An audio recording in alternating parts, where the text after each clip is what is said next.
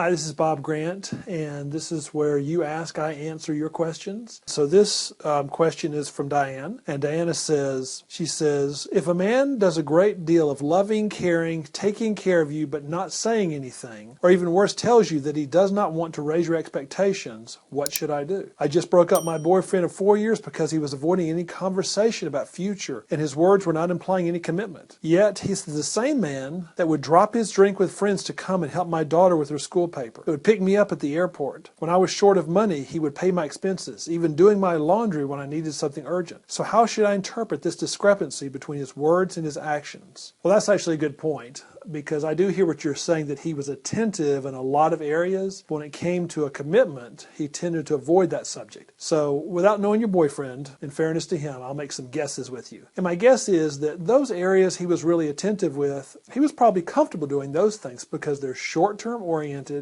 He could drop what he was doing and he could attend to you. And this isn't the same thing, but I'll use an analogy. If you know anything about emergency room doctors or emergency room physicians, when you go to the emergency room of a hospital, their main focus is not to make you well. Their main focus is to stabilize you. It's a different mentality. So their job is to stabilize you, get you stable, and then to the right place. They're not in it for long-term care. It's just not their mentality. It's not their training. So someone that's going to do rehabilitation with you, that's a different type doctor, different type orientation. In the same way, I mention this to you because it sounds like what he's good at is real short-term oriented things. Very intense, very emotional, very obvious. But when it comes to a long-term commitment, it seems like that's where his hesitancy is. So it sounds like he is a wonderful boyfriend, if that's all you want. But that I would agree with you. After 4 years, I would say to him, what more do you need to know? After 4 years, there's nothing new you're going to discover about Diana probably that you don't already know. So I don't know that another 4 more years of dating would be that beneficial. Unless you're like 14 years old, then that's the case. Please take, 10 years of dating. But if you have a daughter, you're obviously not 14 years old. So what's the discrepancy between them? Is that to me, it's more the focus of him being very attentive on short-term things. When it comes to long-term issues, it seems like that's where his hesitancy is. And I would agree with you. I would be suspicious that another 4 years or another 2 years is going to make any difference. And I'm sorry you had to make that choice. And I can see why that would give you mixed messages, because most of the time that's not the case. Someone's not going to be really attentive that's not invested long-term. At least that's been my experience. So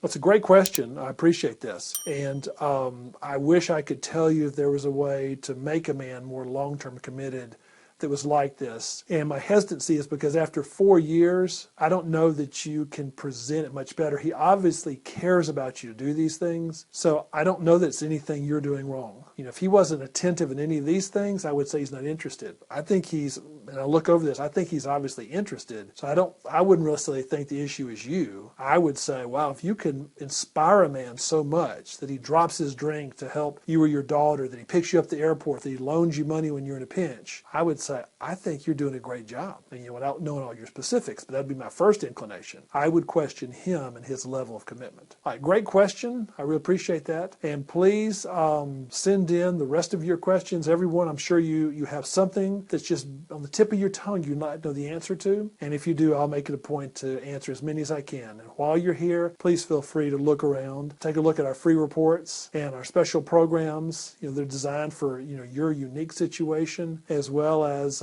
we'd like you to consider being a member of the Women Men Adore Club. It's where me and the members really do help you, with whatever relationship challenge you have, and to have the type of experience with men that I think you probably had on occasion, but to be able to have it all the time, just to have a mesmerizing effect over men. All right, well, thanks for this question. I look forward to seeing you in the next question and answer session.